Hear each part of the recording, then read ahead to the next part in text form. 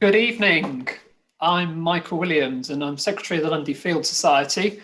Welcome to this evening's Lundy webinar, the fourth in our new series of talks. I'm coming to you live from a virtual Morisco tavern as usual this evening, but in reality I'm at home in Cambridge. Tonight I'm going to be joined by Sue Sayer and Kate Williams from the Cornwall Seal Group Research Trust, who are going to tell us about the secret lives of the grey seals that we enjoy seeing around Lundy. If you're able to visit Lundy during the summer of 2019, you may have seen the fascinating exhibition in the church that included the skeleton of Septimus, and you may have spoken to Sue and her team, whose knowledge and enthusiasm for seals is infectious. We have a number of new viewers this evening and you are very welcome. I'll run through a few housekeeping matters before introducing our speakers. Following Sue and Kate's talk, there'll be a question and answer session and I expect we'll finish in about an hour's time or so. Okay, so on with the housekeeping arrangements. If you're a regular viewer, then please do make yourself comfortable while I go through this usual announcement. We won't be able to see or hear any of you at home, as only the microphones and video cameras on Sue's computer, Kate's computer and my computer are enabled. As ever, Dave Richards is behind the scenes hosting the Zoom session, and we will make a recording available afterwards. If you're watching on Zoom, then you can ask questions using the Q&A function. Just click the Q&A icon at the bottom of your screen and then type your question into the box that pops up. If you're on a mobile or tablet, then you can find it on the menu bar. There's also a chat feature for comments and feedback, which Dave and I will be monitoring during the talk. Welcome also to our viewers on YouTube, but I'm afraid there's no facility for you to ask questions. So without further ado, I will introduce our two speakers. Hopefully Kate and Sue are appearing on screen. Hello. Hello. Hello. Okay, so a brief biographical introduction to Sue and Kate before I hand over to them. Sue Sayer is an internationally renowned researcher and author. Over 20 years, she has spent thousands of hours observing seals in the wild, from land and at sea in Cornwall. To Sue, there is no such thing as an average seal. Each one looks different, has a unique personality, range of habits, and migration route around the Celtic Sea. Sue's love for seals shines through as she talks about seals in her own unique and animated way. I look forward to that, Sue. Kate Williams has been a dedicated Seal Trust volunteer for over 7 years. A keen bird watcher all her life, she now also watches the sea for marine mammals.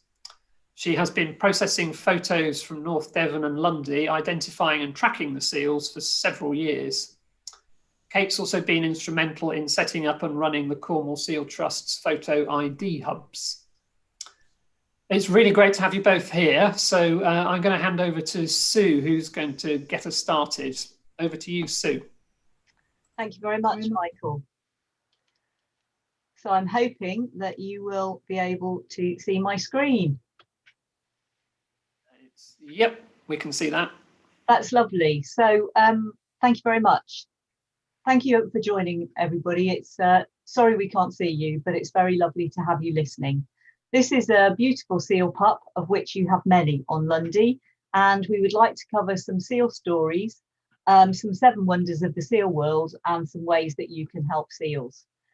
I have an absolutely blessed life. I do all sorts of amazing things. I followed my dream and set up my own charity, and we are now giving seals a voice in a world where money speaks loudest.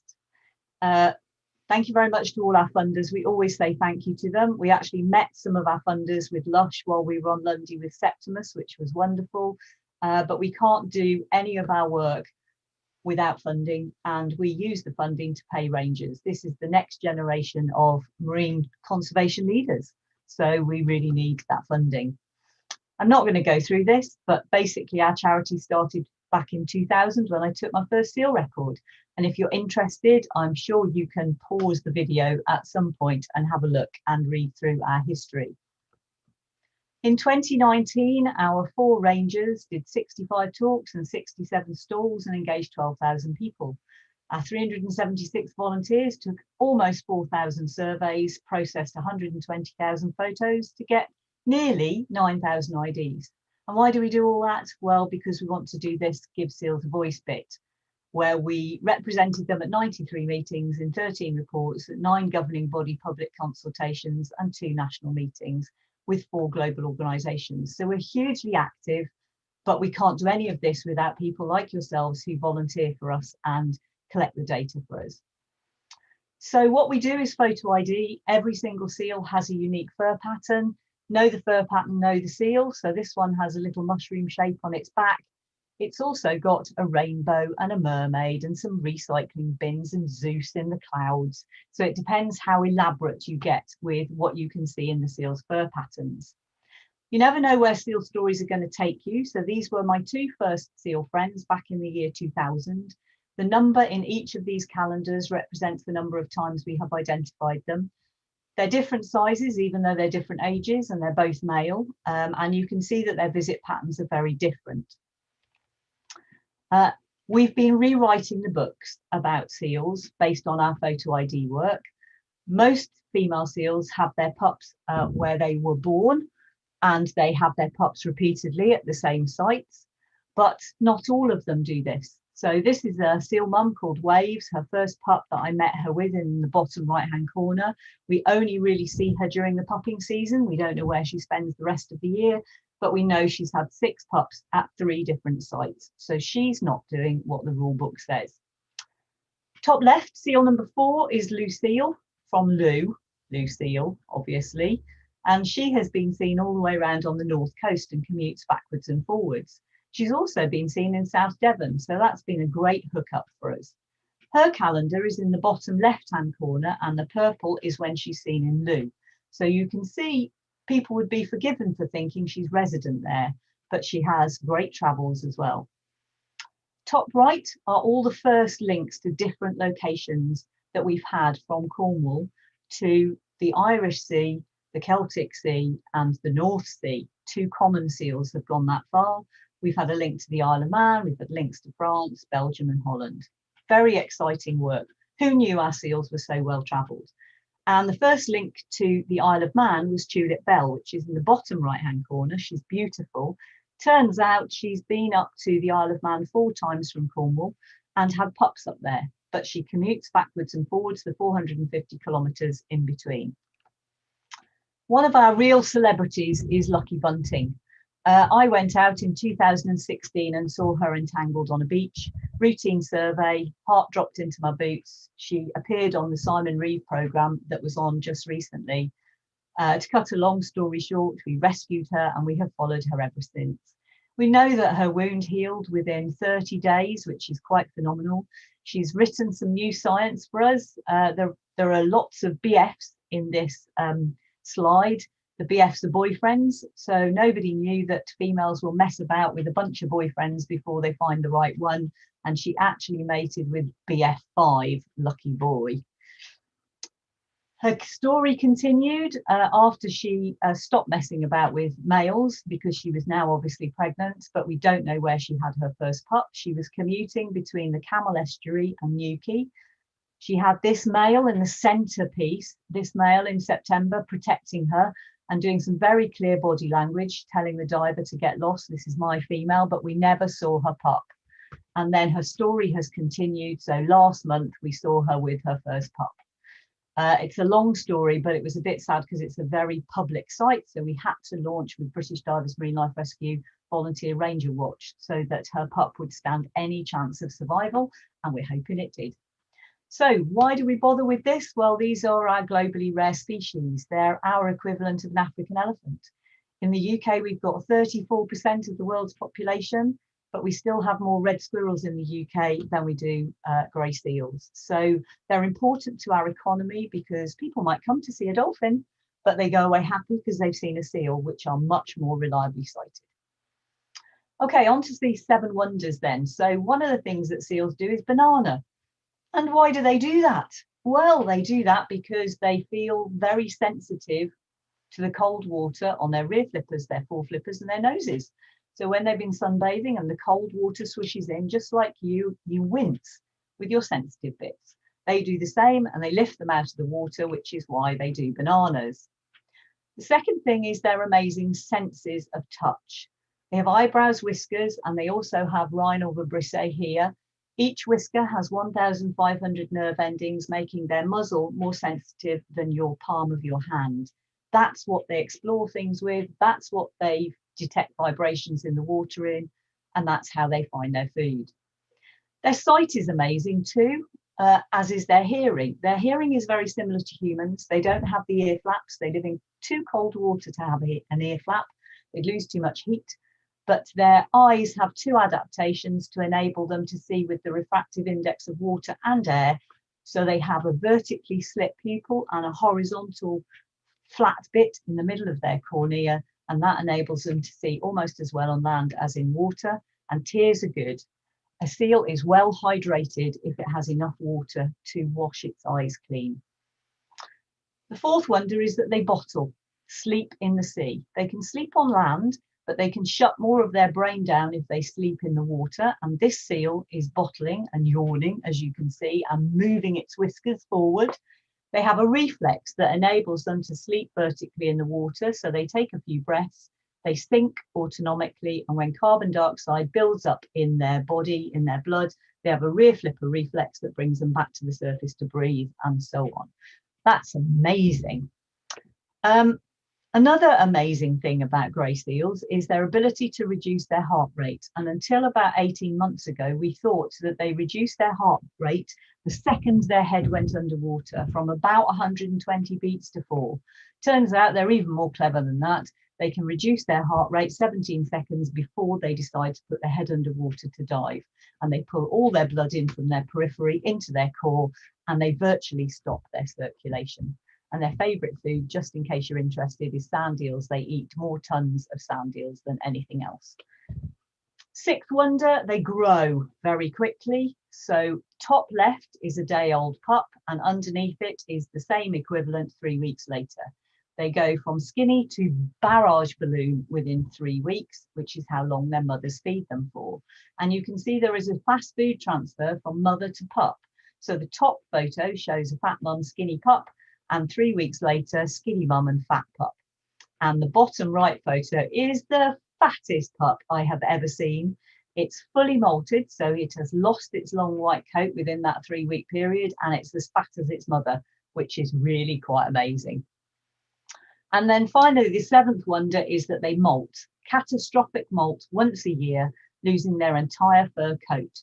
New grey fur grows out underneath and pushes the old pigment lost brown fur off, and they generate this beautiful grey and white. If they're a female, like the one in the top right hand corner, she's called Shadow Puppet. I've known her since 2000. Or if they're a male, they just go beautiful grey and look pristine. So how can you help seals? Well, 1 way, 2 twos, 3 R's, 3 L's and 3 P's, please. So you can help by watching from a distance. This is Kate on the Oldenburg using her binoculars, and Marion on Lundy using her binoculars. Never going lower than the cliff top, and always observing them and hoping that the seals are oblivious to your presence.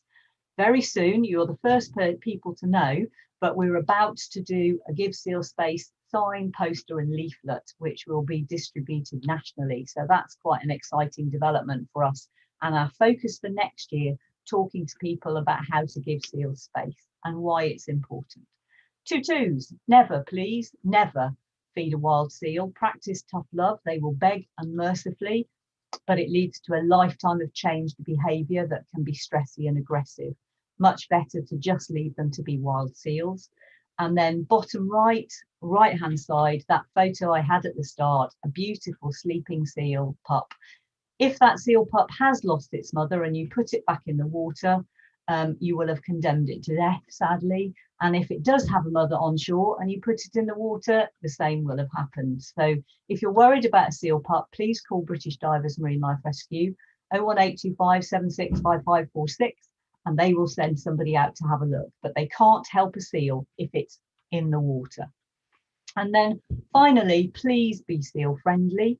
So 3 R's, obviously to do with plastics: reduce, reuse, repurpose if you can, and recycle wherever possible. Of course, the seal's name begins with R, who's biting the bleach bottle, hopefully not got anything in it, but this is Rupert, who is testing his teeth out on this plastic bottle.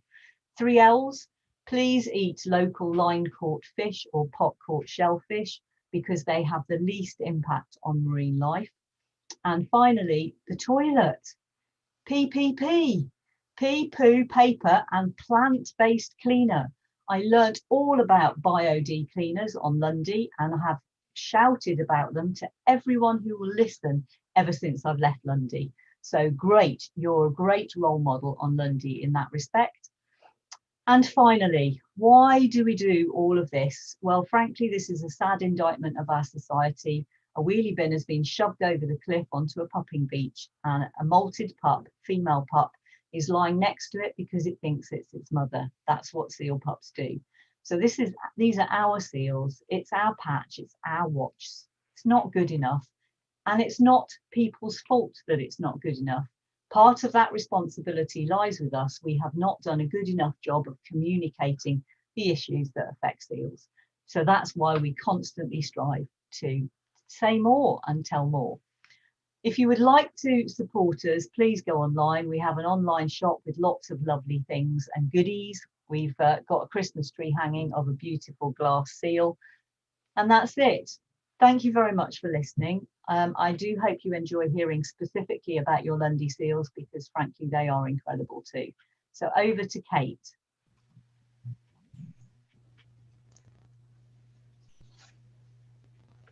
Hello. Well, you've learnt something about seals, and now what about the ones local to Lundy? Grey seals are seen all around North Devon. From the records sent to the Cornwall Seal Group, we know they favour certain locations for resting where they can be easily seen without disturbing them. We also know that females have their pups on the beaches of Lundy Island, where plenty of care is taken to minimise disturbance. Next slide. We record numbers from observations sent to us and more details about each seal by using photo identification. Sue has already told you, each grey seal has a unique fur pattern that it keeps for all its life. This enables us to learn about seals as individuals and in a completely non-invasive way. We take photographs of the left and right profiles of the seals and build up a photo identification catalogue for the different sites that seals choose to visit. Each seal is allocated a unique code and multiple tags reflecting the shapes we can see in their fur patterns, enabling us to search for through our catalogues quickly and easily. This is Ghost 2 from North Devon. We have been tracking her movements for 10 years now, thanks to the efforts of Dave Jenkins. We know that she travels to West Cornwall to have her pup each year. Next. So what did she do in 2020? Well, she spent the summer at her favourite North Devon location, the two top right photographs, and she was last seen there on the 1st of September. Then she was seen in West Cornwall, near where I live, on the 11th of September. She was seen with a pup on the 13th of September. We think it was about 3 days old. And again on the 20th and the 21st. But she was back in North Devon on the 22nd of October. Next. And here she is with her pup. She was first seen with her pup on the 13th of September. She will leave it as about 21 days old. She may stay a little longer, but she was back in North Devon on the 22nd of October. Next. Michael has a link to a video of Ghost feeding her pup in West Cornwall, which you'll be able to have a look at later. It's enchanting. So what can you do to help and what's involved? Well, grab a tide table. Low water is best to see seals hauled out. Camera and binoculars or both. Record what you see, where, when, date, time, number of seals in and out of the water, Activities, take some photos. Then send your records and photos to us at Cornwall Seal Group. The email address is there, it's sightings@cornwallsealgroup.co.uk. Cornwall Seal Group will then process the photos and the information into an album and attempt to match the seals to those in the current catalogue. This is what Dave Jenkins has been doing in North Devon for over 10 years now, and where most of our data about North Devon seals has come from. That, along with the Warden's records from Lundy Island, Dean and his team take photos in the same way and create albums. And I'm busy trying to match up this year's photos at the moment. If you do go out, please stay safe on the cliffs, keep your distance and no disturbance, please. Next slide. Michael also has a link to a video of seals at one of the haul outs, so you can get a feel for the atmosphere of the haul out. Cross-catalogue links are the hardest to find, so it helps that I'm looking after both the North Devon and the Lundy catalogues. Even so, whilst some links between North Devon and Cornwall, and both the south and the north coasts, have been made, it's disappointing that so few links between North Devon coast and Lundy Island have been made. Dean and the team on Lundy Island have started a photo identification project, and despite this, we've only found 11 links between the North Devon catalogue and the Lundy catalogue. Next slide. This is one of the Lundy links. Ghost you've already seen, but this is another link. This seal was first recorded in North Devon in 2012. That's the yellow framed photo. Seen in North Cornwall, the red framed photo in 2017. And then regularly in North Devon in 2018. She was spotted on Lundy in 2019. And she's been a frequent visitor to the North Devon area in 2020. Next. Photo ID is not the only means of identification, of course. Seals that have been rescued as pups, rehabilitated and released can be tracked by spotting the tags that they have on their flippers. Here are some we have seen in 2020. This is Picasso. She was rescued from South Wales in November 2017, had various wounds, rehabilitated at RSPCA West Hatch, and was photographed this summer in the water by a diver just off the Lundy coast. We think the seal's about 2.5 years old. Next, the tags do fade with time, and sometimes it's difficult to read the numbers, but we also managed to match up any photos that we have of the seals while they're in rehab, and this sort of ensures that we have got a match. This is a seal from that was rescued in Cornwall and rehabilitated at the Cornwall Seal Sanctuary. So this one was released in South Cornwall and has made its way all the way up to Lundy. Again, photographed in the water by a diver. Next, but the most intriguing tagged seal was this one. Photographed in September 2019. The tag was unusual and it only had 3 digits, 083. We struggled to find out where this tag had come from, but a lucky sequence of events put us on the right track this year. And thanks to our ranger Marianne, who was able to email in French, she is French, we got a response from a rescue centre, Oceanopolis in France. The seal had been rescued and rehabilitated in France in March 2016.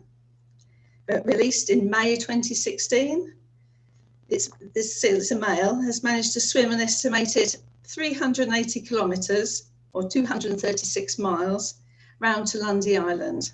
And that's measuring it as a direct swim, which I doubt it did. Next slide. We couldn't finish without showing you some of the seal pups from Lundy. Some of these photos are from 2019. Dean and his volunteers are busy processing this year's photos, and I've started to look through them. Next. This Lundy seal, this is a photograph from 2019, but I have just found her in 2020 photographs. She had her pup in the Ladies Beach area in Lundy in 2017, 2018, 2019, and again in 2020. So she's a nice regular one. Next. And here's one from this year, photographed August 2020, the green-edged photograph. She's arrived on the beach looking very pregnant. And on the 9th of September, Dean photographed her with her pup. I haven't found an ID for this female yet, but the team did see her several times on the island. So we're hopeful that we will still get a match. So that's it, apart from one last slide, please, Sue. Here's one that was nearly ready to go. This is a molted seal pup from 2019, exploring the rocks and ready to swim off and start life on its own. Thank you for listening, and that's it from me. Over to Michael. Thank you very much, Kate, and thank you also to Sue. Fantastic talk, whistle-stop tour through Lundys seals, but some of those photos are amazing, really great to see. And some of the journeys that they've travelled is really fantastic. And I can already see we've got some questions about that. So I'll move on to those in a moment. But just a reminder to everybody watching at home that if you click the Q&A button at the bottom of your screen, a little window will pop up and you can pop your questions in there, and I'll pick out a few of them. It depends how many we get. So, but please do pop your questions in there. So the first question I'm going to take is actually, I've got a question from Martin Thorne, which relates to that, the orange 083 tagged seal. Was it the one from France? So Martin's question is, in light of that seal arriving from France, Kate, do you think it's possible for our seals to circumnavigate our coast up and around Scotland, or possibly go even further afield? He suggests across the Atlantic. What do you think, Kate, or even Sue? Well, I'd like to think that they do. I'd like to think it's investigated its way all around the UK and come back to London and decided it likes it here. But the real answer, I think, is that France is so close, we shouldn't really be surprised that they travel across from France. Go on, Sue. So I can add a little bit to that. Obviously, one of the things we don't do, because it's very invasive, is we don't satellite tag seals. The French have done it, the Irish have done it, the Welsh have done it. So as they all come through Cornwall, it seems fairly pointless for us to do it. And also our photo ID work would suggest that it depends which seal you tag, according to what message you get in science from the tag. But one tagged seal from France went all the way round the west coast of Ireland, past the Blasket, and then first point of land was Islay on the west coast of Scotland. So yes, I think it's entirely possible.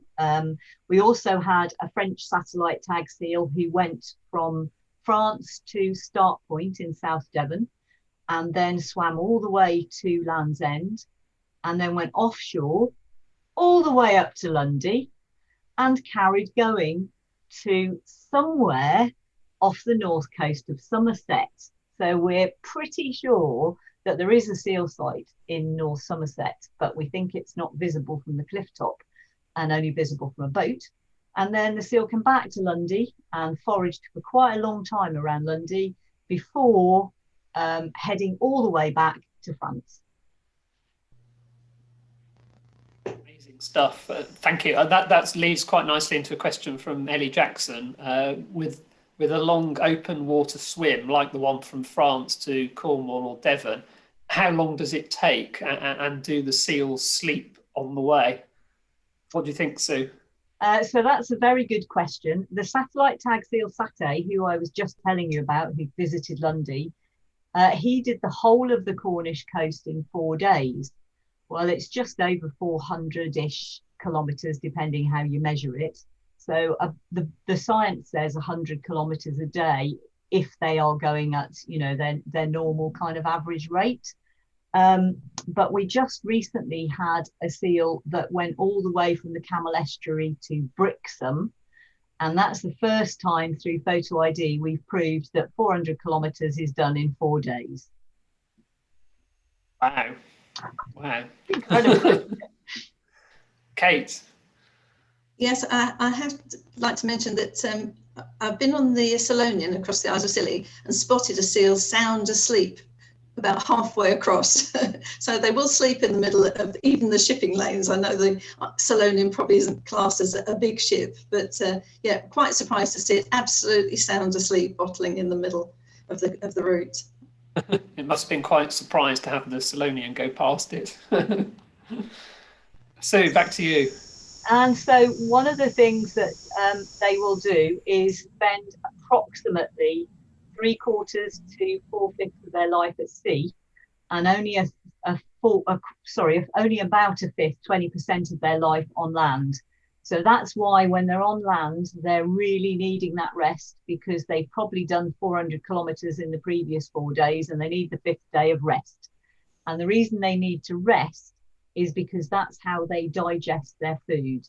So they need an oxygen-rich environment in which to do that, and they need to not be diving when they're doing it. So, you know, if you see a seal on land, you really do need to give it space, because that's doing its resting, it's doing its digesting, you are preventing it from getting indigestion, which is always good. And there's some more recent science suggests they're also replenishing emergency oxygen supplies. So there is a theory, and it is only theory, that the spleen stores oxygenated blood, and when a seal is on a very deep dive and it needs its emergency store, it's a bit like your emergency battery on your phone, the spleen will do this and shove a whole load of oxygen-rich blood into the seal's bloodstream and enable it to survive that long dive. Quite remarkable physiology, isn't it, for a creature like the seal? And we've got loads of questions, so I'm going to move us on. So Becky Wells, this is probably a question for Kate. Becky Wells asks, are there any links been identified between Lundy and South Wales? So are there any seals that have made their way to Lundy from South Wales? I think you mentioned one, didn't you, in the talk?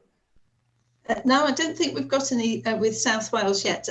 Gareth, who I think is watching this evening, is our surveyor in South Wales in the Gower. And today, hot off the press, we had our first link between South Wales and North Devon. So I suspect that links between Lundy and South Wales will come soon.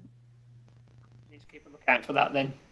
Yes, and I should say that it's the first link. I'm assuming it was Gower, Kate. See, I don't even know about it yet. Yes, it's the first link for Gower to anywhere, which is super exciting. We have had some links, I think, from Lundy and North Devon to Pembrokeshire, but not to Gower. So that's really exciting. Well done, Gareth. Thank you. We've got 2 similar questions here. So Robin Aileen Oldfield and Judith Hubbard are asking similar questions. So are seals known to give birth to twins? So that's a very good question. Technically, yes. I think the east coast of England claim that they recorded the first grey seal twins, but in actual fact, the seal sanctuary had twins born there about 40 plus years ago. So it is possible, but as you have seen from that fast food transfer that I talked about, the mothers lose a third of their body weight feeding one pup, and the pup goes from 10 to 40 kilos in that 17 to 21 days. So the chance of one mother doing 2 lots of that is non-existent. So unfortunately, if they do have pups, the chance of either of them surviving is probably quite slim. Thank you. So a question from Betty Cloak, and also a similar question from Vic and Ed Crane. Vic and Ed said, thanks both for the interesting talks. How long can Atlantic grey seals live? And that's the same question that Betty's asked. So Sue, do you want to take that one? Yes, I don't know. I know what the books say, and I know what the science says, but I know the books and the science have been wrong before. Magnus was a legend at the Cornish Seal Sanctuary, a rehabilitated seal. Actually, he was an ex-rescue from Edinburgh Zoo, and he came down to the Cornish Seal Sanctuary. He was 40 plus, but obviously it's slightly different in captivity. There was allegedly, and I've no idea how they knew this, a 38-year-old female on the Isles of Shetland. And you will have heard me say at the start, I've only been doing this 20 years. So I haven't actually been doing it long enough for us to know. But Chairlift and Hook, who were my first two seal friends that I showed you at the start, both of those seals are still going strong. And they were 3 when I met them in 2000. So we know for sure that they're at least 23 years old. We know that Ghost, who has had 17 pups in 18 years, we know that she's at least 23 years old. So there are only, I think now we're down to 6 seals that I first knew in 2000 who are still going strong in 2020. So watch this space, really. We don't know. Thank you. I've got loads of questions here, so I'm going to plough straight into the next one, which is from, I've lost it now. Louise Round, there we go. So Louise asks, well, she says that she's staying on Lundy for a few days before Christmas. If she sees some seals and takes photos and makes notes of dates and times, would they be worth sending to you? Kate, do you want to take that one? Yes, please. Yes, please send them. Obviously, it depends. A lot of the time, you're going to be photographing from a long distance, so it might not be easy to get identifications for them. But the count is always helpful. Knowing how many seals are using haul-outs around Lundy and using the seas around Lundy is really helpful. So yes, please send them. It's sightings@cornwallsealgroup.co.uk. Drop me an email and I'll explain how you can transfer the files rather than attach them all to an email. It'd be brilliant. Great, thank you. So I think if Dave caught that, then hopefully Dave might pop the email address into the chat so that, Yes, that people can pick it up. So it was sightings@ cornwallsealgroup.co.uk. So yeah, Dave, hopefully if Dave can pop that into the chat, that would be great. Thank you.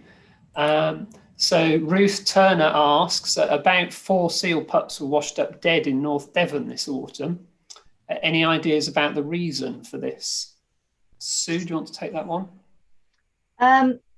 We have an awful lot of dead seals around the southwest coast.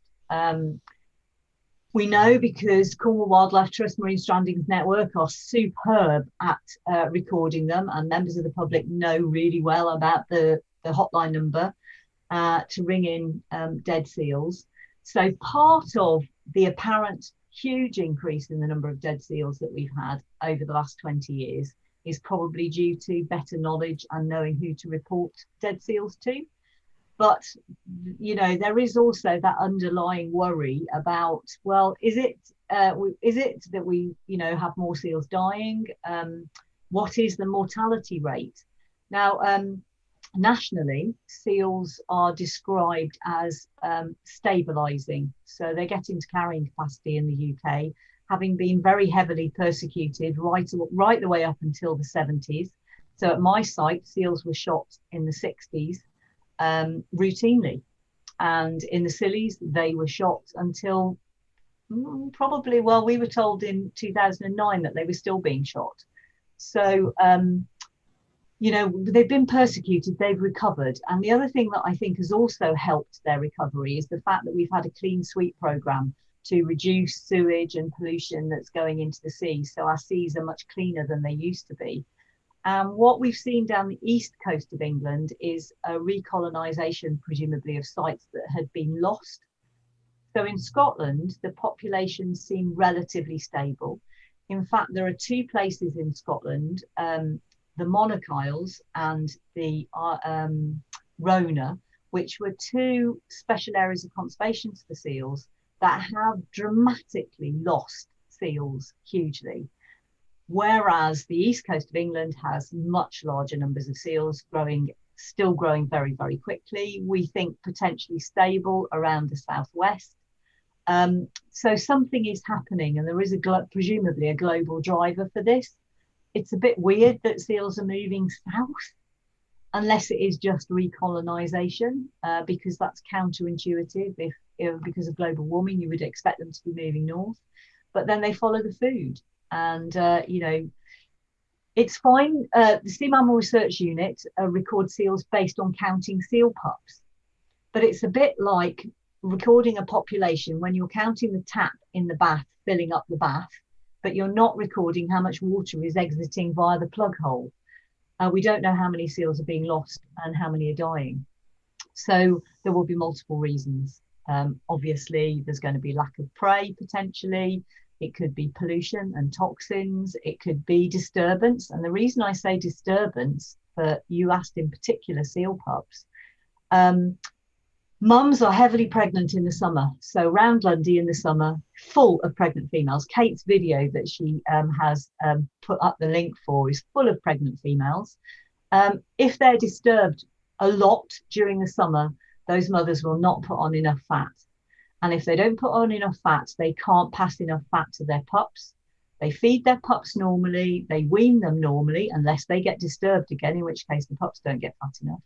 But those mums don't have enough energy to pass on to their pups. So the pups survive a few months and then die. And unless we know what's happening with pup mortality specifically, we haven't got a clue what's going on with the population. So populations under pressure have high fecundity, which means they have a lot of pups if the population is under pressure. It's too complicated for us to be able to make judgments about what's going on, really. So I'm sorry it's a long answer to a really sensible, important question, but it's always more complicated than we think. And I think that's really helpful. That leads us nicely into a sort of follow-up question, which is from Carly Rocket, who has picked up on the plastic pollution that you mentioned in your slides, but Carly also remembers reading about a flu that was reducing numbers a few years ago. Is there anything to say about the flu? Yes. So, hello, Carly. We've been in touch with Carly before. Yes. So, Phocine distemper virus, PDV, hit seal populations, I think it was 1988, and I think it's 2010, but I'm really not sure now. My brain's just gone a bit blank. That affected common seals in particular, common or harbour seals in particular. You do have some common seals. So Martin Thorne, who asked the first question, has photographed common seals on Lundy himself. Common seals suffer from Phocine distemper virus and it generally kills them. The reason British Divers Marine Life Rescue was set up was to help in the 1988 epidemic on the East Coast, where loads of seals were dying. Grey seals appear to be more robust and they appear to have the virus, but not be as badly affected by it. So PDV, we're expecting the next epidemic anytime. But there have been weird things going on in America. So there is domoic acid, which is a toxin that comes from red algal tidal blooms. And we've had some of those in the last couple of years. Domoic acid affects the neurology of the seals and they do strange things. So they can be on the land and the young seals look like they're swimming, but they're on the land and it's just a repeated neurological process going on. So yeah, I mean, plastics, obviously, Carly, plastics are an issue. They have been found in seals. Microplastics have been found in their stomachs. But I think the toxins, potential hormones, so we take a lot of hormones as a population, we wee them down the toilet, and then they change marine life. So toxins, hormones, plastics, and the other one that I mentioned, they're all affecting seals for sure. Thank you very much for that answer. We've still got loads of questions to get through, so let's try and keep things going. We've got a few questions about food. So Keely Thane asks, what do seals feed off around Lundy and the North Devon coast? And I think, Kate, you said was it sand eels? Sand eels seems to be their preferred diet, yes, as far as we can see. Thank you, and that leads nicely into the next question. So I'll bring you in a moment. So Richard Breeze has a question. He says sand eel numbers are in decline and seabirds are suffering as a result. Is that decline affecting seals too, and can they vary their diet? And Peter Long, who's also quite interested in the impact of climate change, and the abundance of sand eels. Is there any evidence of impact on the population resilience, changing their hunting range or diversification in feeding targets? So who would like to pick those questions up? I'll have a go. Go on, Sue. So fairly old research suggests that they eat more tons of sand eels than any other single species, but it depends where you are. So if you're on the northeast coast of Scotland, it's sand eels.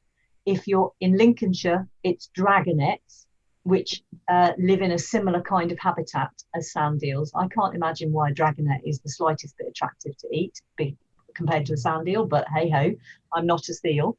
Pembrokeshire, it's sand eels and dragonets. So I'm assuming that seals are opportunists. So they are very good at adapting their diet. However, I don't know if you've heard, but common or harbour seals have been going through a very bad time of it, with some populations plummeting by as much as 60% in Scotland. And we think that harbour or common seals are much less generalist than grey seals. So you don't just see seals eating sand eels and dragonets. We've got a beautiful video underwater by a diver called Dave McBride. If any of you dived with him in Scilly, he's amazing.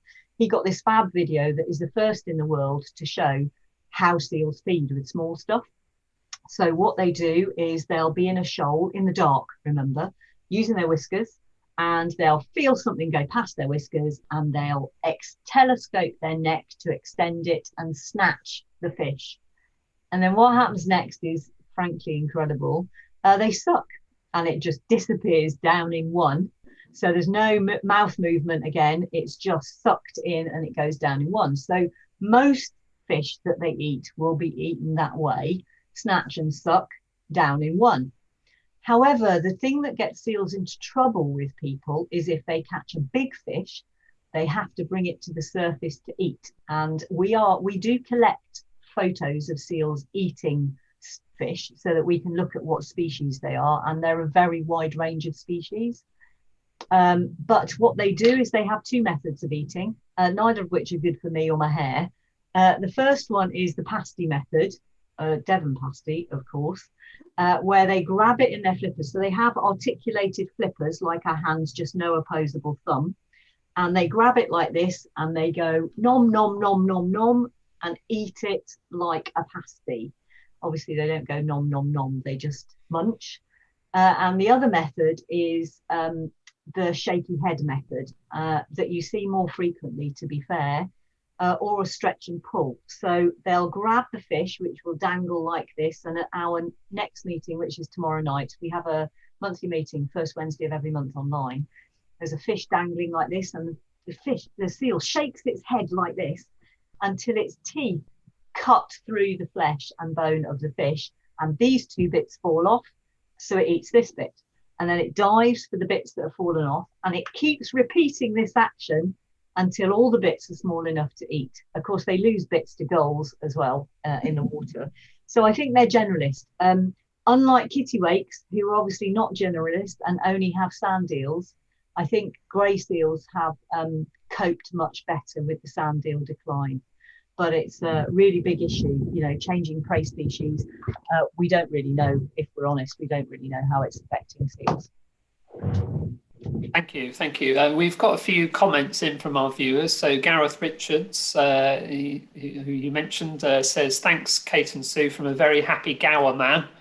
It was fantastic to see and photograph this tagged seal on Gower this morning. So great to hear that. Claire Redston, who I think has already been to your online shop and has ordered her Christmas hanging seal. So what we would like Claire to do is show us the seal. So we're about to put a post on our social media saying, show us your seal and where it is. So if you bought one of our glass seals, please show us where you've hung it. Okay, Claire, hopefully you can get in touch and show us a picture of your hanging seal. Sue and Jim Maguire say, thanks for tonight and your lovely photos, greatly appreciated. We are looking forward to revisiting Lundy in the near future and hopefully seeing our wonderful seals. Great stuff. So back to the questions. So going back to the long distance travelling seal. So Jacqueline Hitt asks, do we know why some travel such long distances and others aren't so adventurous? Who would like to take that one? Go on, Sue. Kate might add to it, but so I have a theory, Jacqueline, very nice to hear from you. I have a theory that this happens very young. They develop their range when they're very young. It is only theory and thinking like a seal that's enabled me to kind of work this out. But they stay with their mum for 3 weeks and then they're weaned and they go through a post-weaning dispersal phase, where basically they're supposed to go and explore the sea and make a mental map, which they will use for the rest of their life. So why do some seals have a small mental map and other seals have an Isle of Man and Cornwall mental map? So my speculation on this is obviously to do with food. If you go exploring and swimming on your post-weaning dispersal and you find a great patch of fish, you hang around for a bit. And then you have to crop rotate a bit, because if you keep eating fish in the same place, you're going to run out of fish eventually. So you move on to another patch. And if you find another patch really quickly, then you don't have to go very far before you've got enough sites to rotate around. On the other hand, if you're swimming down from the Isle of Man and there's not much in the Irish Sea and you can't find any food, you catch a bit while you can, and you have to keep going until you find a very productive feeding site. And that's the only reason. There's probably other reasons, but that's the only reason I can think of why some seals have these huge ranges that they use and other seals are much more localized. Lucille, who I mentioned earlier, now we're desperate to find out where she has her pup. Basically, as I mentioned, she comes up from Looe and she goes all the way around Land's End and up to North Cornwall, but she doesn't have her pup there. So it kind of suggests that maybe she moves on to Lundy to have her pup. So one day we're hoping that Dean will come up with a photo and we'll all go, that's Lucille, she's up in Lundy, because we have shared her photo with Wales and come back with blanks. Thank you. So from Jacqueline Hitt to Jacqueline Holt, in your slides, you just talked about Lucille from Looe. How do you decide on what to name each seal? Kate, do you want to take that one? Yeah, sure. They're not really names as such. They get we look for the fur patterns in them, and on the seal I showed you Ghost, there's a definite ghostly outline on one side of it, so she got called Ghost. But then we add lots and lots of other tags indicating whether we see an arch or a bow or anything else, because then we can search for those words. We put a photo of a seal with a bow on and we search for bow, and it limits the source, but the names do stick. And it's just to do with what you see in the fur patterns, really. And sometimes members of the public or volunteers who send photos in, and I say to them, well, I'm going to add this one to the catalogue, it's a new seal we don't think we've seen before. Sometimes they want to name them, so it's a little bit of a mixture. Thanks, Kate. Sue, quickly, do you want to add something? I was just going to say about Lucille, obviously that isn't a fur pattern name. People who live locally to some of these seals get very attached to them, and then they give them other names that, as Kate says, stick. Thank you. So I'll move on to a question from Paul Dean. Paul asks, has the implementation of the no-take zone around Lundy had a measurable benefit on the seal population? Kate, shall I come to you for an answer? I'm not sure I've got an answer to that one. I mean, Dean is certainly surveying and he does counts regularly. So, I mean, I'd probably best if I try and get an update from him as to what he thinks the current picture is on that one. Okay, thank you. I've got a couple of questions about the seals being hauled out of the water. So, Losa Daly says, can you talk a bit about the other possible functions of hauling out behaviour for seals? Why do they do it? So in your first wonder, it was bananas, wasn't it? So it was stop the cold water. So, but that was, of course, when they were already out of the water. So, but why? Tell us a little bit more about why the seals haul themselves out of the water.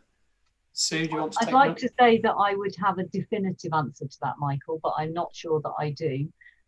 Obviously, there are some obvious bodily functions that help. So, for example, when I showed you that bottling seal and the land seal sleeping, apparently seals can shut more of their brain activity down if they are on land. And what tends to happen when they're on land, because they're usually quite solitary animals in the water, they don't go around in groups. If they're on the land, they're in a group. And that means there's lots of pairs of eyes looking for predators to keep you safe. You don't have to worry about water movements and whether you're going to bash into a rock. So in theory, you can shut more of your brain down. They also haul out, as I said, to rest. There is some very, very recent science that suggests that females who are feeding their pups who are out on their land have a very clever compensation mechanism for retaining energy by reducing their metabolic energetic costs. It's really, really quite phenomenal. So they're obviously resting, they're saving energy, they're shutting more of their brain down, which is clearly going to be more restful for them. They're replenishing these emergency oxygen supplies in their spleen, potentially. And then, of course, they come out to have pups, which is the obvious reason. Some people tend to think that seals only come out of the water to have pups, but that's clearly not the case. So they come out to have their pup. The books will tell you that white-coated seal pups can't go in the water and can't swim. That's not true. They do struggle in the water when they're up to 3 days old. But after that, once they've started to develop a few muscles, they will be able to dive and thrash about. They do a doggy paddle, so they're not great swimmers, but they will cope in all but the worst storms if their mother can keep sight of them, for sure. So they come out for a variety of reasons, most to do with energetics. The other thing that you have to bear in mind as well, I always find this fascinating when we're talking about coming out on land. Why do seals have fur? Dolphins don't. Why do seals have fur? So potentially it's something to do with their land-based habit. And we don't know why they have it, but potentially the pups are supposed to have their long white fur to help them with keeping the heat in. So maybe it's something to do with heat, but they've got blubber layers, so they probably don't need fur to keep them warm. And of course, as soon as they dive, the air gets pushed out of their fur, so they don't keep any heat in then. So maybe it's more to do with protecting that skin when they're hauling out, maybe to do with protecting them from wind chill when their fur is stood up and they do have a trapped layer of air, and maybe it's to do with keeping the sun off their skin and stopping them getting sunburnt. Thank you, and this leads nicely into a question from Sasha Phillips, again sticking with the theme about seals being hauled out of the water and lying on the rocks. Is there any telltale signs that we could see that might raise a concern when we see a seal hauled out onto the rocks? Okay, so yes, for sure. First sign is that they've clocked you, they'll be looking at you. And obviously, if they look at you and then go back to sleep, then they possibly just glanced in your direction from hearing you or smelling you and realized you weren't a threat. But if they keep looking at you and keep clocking you, then you really need to back off out of sight. So we say that seals probably smell you first, hear you second, and see you third. And if all of those senses are activated, then they can go into flight or fight response. With seals, it's invariably flight. So step one, they're looking at you. You need to move out of sight. Step two, they will start moving towards the sea because they feel safer in the sea than on land. They're much more vulnerable on land, and they'll move seawards. And step three is they will go into the sea.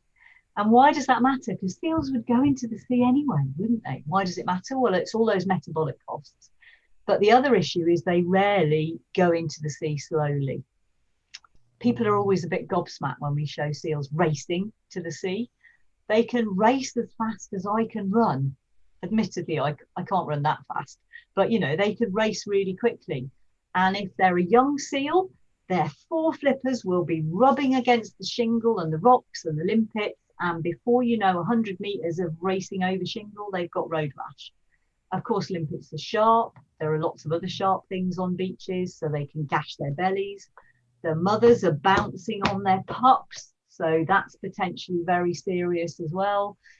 So it's an injury thing. And what we've discovered within the last 12 months is if you see a stampede of seals to the sea, or a seal tombstone, more likely in Lundy, a seal tombstoning off a rock because it's been scared, look for blood trails, because there are invariably blood trails. Obviously, they're hard to see from a cliff top, but if you use your binoculars and do really look, you see pools of blood left on the rocks. And so disturbance is energetically an issue. It's invisible, you can't see that. You can't usually see the blood trails, and you can't see the pup dying 4 months down the line because its mother was disturbed in the summer. So these impacts are all invisible. Thank you. We've got a few more questions, but I'm also very conscious of time. So I'm going to press on a little bit longer. So there's two similar questions here, but one from Judith Hubbard and another from Richard Lowes. Apart from humans, hopefully now in the past, who or what are the natural predators for seals? And Richard says, thank you for an excellent presentation, and asks a very similar question. What, if any, natural predators do seals have around our coasts? Who would like to answer that one? I think Sue better do that one. I don't think there really are any predators as such. No, I think the only natural predator would be an orca, and we do get those around the southwest coast. Apparently, a few years ago, there were 3 off the Druthen, and I was really hoping they weren't coming west. But Rob Wells, who is one of our volunteers on the south coast, unfortunately, slap his wrists, didn't have his camera with him the day he's pretty sure he saw orcas off St Austell Bay. So they are around, and you know, if we're getting humpbacks back, maybe the orcas will come back. So that will be interesting and scary for me. But really, we are the species that are having the most impacts, and the impacts are multiple. So if you were lucky enough to see Septimus when we were in Lundy with him, you know, he'd potentially had a boat strike, he'd potentially broken ribs from disturbance, he'd got infections potentially because he was immunosuppressed, and obviously he'd also been shot. So, you know, there's microplastics, there's hormones, there's all sorts of risks that we've got out there, but the one that we can really all act on to make a massive difference is the disturbance one. If we can just give seal space and not want to get close, we just want to look through those binoculars, we want to use our zoom lens, do all those things, and we can turn that around within a couple of years if we want. So one of the things that I was saying to you actually before we started, Michael, was the idea that we very recently decided as a Seal Alliance nationally to stop using photos of seals looking at the camera, and to try and begin to communicate the message that the best photo of a seal is when it's oblivious to you and your camera. So it's probably not looking at you. I'm going to take the last 2 or 3 questions now, because we're starting to run into injury time. Gareth Richards again, hello Gareth, says, do we know how these amazing animals can navigate accurately so they can return to the same birthing site each year? That's a really good question. So, okay, you're going to send that my way as well? Yep. Okay, so I don't know. Birds obviously navigate and migrate using magnetics. We don't know if seals do. It seems a touch unlikely. They're obviously very good at making mental maps of the sea. How on earth do they find their way back from the Isle of Man to the same place, the same beach every year? We genuinely don't know. So I'm guessing, you know, if I was a seal, I'd be following the bathymetry, so I'd be following the contour lines underwater. And also, interestingly, seal sites tend to be relatively equidistant on headland regions. So is there a line of sight element to their navigation?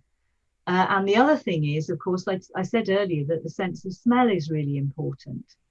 Well, if you have a lot of seals on the beach, and sometimes this happens on Lundy, so you might have caught a whiff of them. They do smell sometimes, especially if you've been out for a few days and it's not been raining. That scent will go through the water column. So if you have a big site, Lundy, for example, with a lot of seals, there must be quite a lot of seal scent and seal DNA in that water column that they could potentially scent underwater. And the more seals, the bigger that scent trail will go out to sea. So maybe there's a sense of smell, sight, the vibrissae thing. I don't know how that would work with smell, but maybe it's a combination of things. Thank you. We've had a couple of questions about seeing seals and seeing seals from boats and so on. So we've had a question about dive boats swimming with the seals, and does that have much effect on the seal? And Ellie Jackson asks, in terms of tourism surrounding seals, what would a responsible seal boat operator look like? So a responsible seal operator would be WISE accredited, which means Wildlife Safe, which is the national accreditation scheme. However, not all WISE operators are equal. Some are masters at their trade. It wouldn't be a good idea to put anyone in the water as an operator anywhere near a haul out, because you could encourage seals off that haul out of curiosity. But you're still disrupting their metabolism and still distracting them from what they should be doing.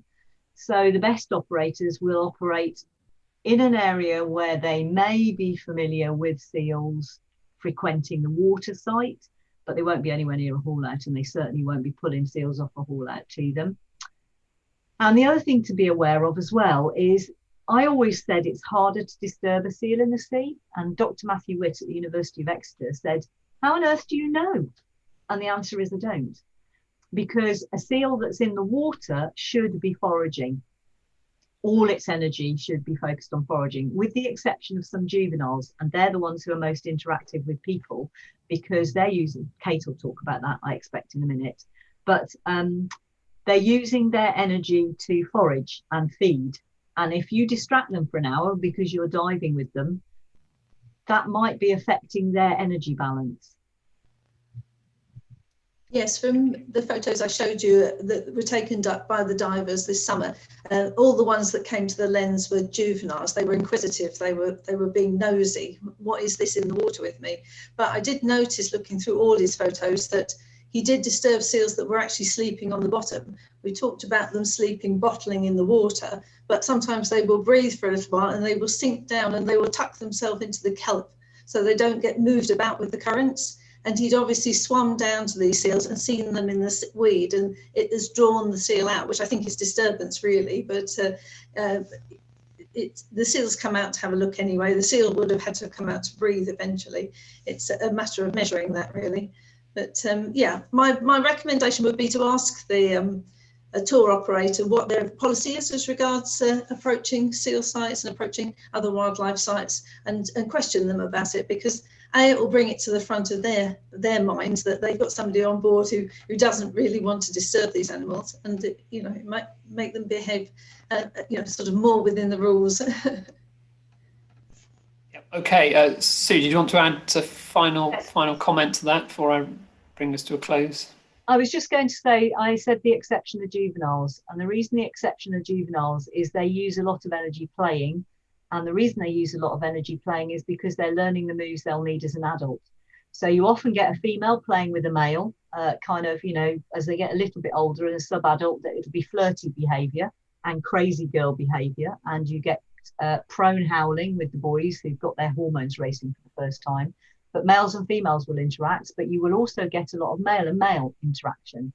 And that's to do with practicing the moves that you need as a beach master in order to dominate females. What you rarely get, and I honestly think I've only ever seen this once in 20 years, is you very rarely get females interacting with females to play, juveniles playing. you'll get them interacting, telling each other to get lost when they're older, and they'll do the hoo and the flippering. So if you hear that, that's the female saying, you're in my personal space, get out of it. But the juveniles will use a lot of energy playing because they need to learn how to become a seal and how to move as a seal to survive as an adult. Thank you so much. There are a few more questions, but we haven't had time to answer those. So I'm really sorry if I didn't get round to your question. I'm going to thank you, Sue and Kate, for a wonderful talk. But I will thank you properly in a moment after I've gone through my regular closing remarks. So I'm going to share my screen at this point so that we can promote the Lundy Field Society. So please don't forget that I'm putting on these talks with support from the Lundy Field Society. If you haven't joined the LFS yet, the details are on the screen. Of course, membership is open to all. Annual subscriptions directly support the conservation work that we do on Lundy. We've got one more event coming up before Christmas. We have our Morisco Tavern quiz, which is on the Tuesday before Christmas, the 22nd of December. I'm currently in the process of writing the questions for that and trying to bring all that together. But I'm hoping that many of you will join me, Dave, and I've got Ali Shepherd, who's going to help me asking all the questions for the quiz. The exact format of it all, I'm still working on that at the moment, but do look out for further details over the coming weeks. Our first talk in January is on the 12th of January. John Tyra will be back. He gave a photography workshop back in the spring, and he's going to follow that up with a further workshop. So that's on the 12th of January. And I'm over the Christmas period, I'm going to start work on planning the February and March talks. So I'll provide information about those as and when they're confirmed. So please put those dates in your diary and join me if you can. As usual, at the end of the session, you'll be asked to complete a feedback survey. So I'm really grateful for the feedback that I receive every week. So please do spend a minute or two filling in the survey form. So thank you. Thanks also to Dave Richards for hosting us this evening. These events really could not take place without Dave's support. And of course, thank you to Sue and to Kate for such a fascinating talk this evening. It's been really, really great. We had hoped that Sue was going to speak to us at the LFS AGM when we were going to meet in person in Crediton back in March, but of course that didn't happen. So it's actually been really fantastic to have Sue come and talk to us through one of these online webinars instead. It's been really, really interesting. Huge. I've learned so much about the seals. As a regular Lundy visitor, I obviously see them very, very frequently, but I've learned so much this evening. So thank you both for a really, really great evening. And that brings us on to our goodbyes. So Kate, do you want to say cheerio to our audience first? Yes, bye. Thanks for listening. Lovely to see you all. And Sue? I would like to say thank you for asking so many fantastic questions, and Michael for hosting them so well. Obviously, we had a lot of time for questions, and it's really great that you had the opportunity to have the interactivity, which maybe if we'd done the AGM talk, we wouldn't have been able to make it so interactive. Please do visit our website and our social media and our online shop. We do have a Zoom meeting on the first Wednesday of every month at 7:30, so there's one tomorrow. But please, the most important thing that you can do is support the Lundy Field Society. They are one of the oldest and the most important marine conservation groups that are, run by volunteers. But these local groups are the thing that's going to make the difference in terms of marine conservation. Nobody is going to protect our seas for us. We have to do it ourselves. And you're a shining light in that respect. So thank you very much for all you do, and please keep supporting Lundy Field Society. Thank you, Sue. Thank you. Very, very generous words. And I didn't pay Sue anything before we started. That came as a complete surprise. Thank you for that. So that's it. Thank you very much, everybody, for watching. We have our Christmas quiz in 3 weeks' time, which I hope you can join me for that.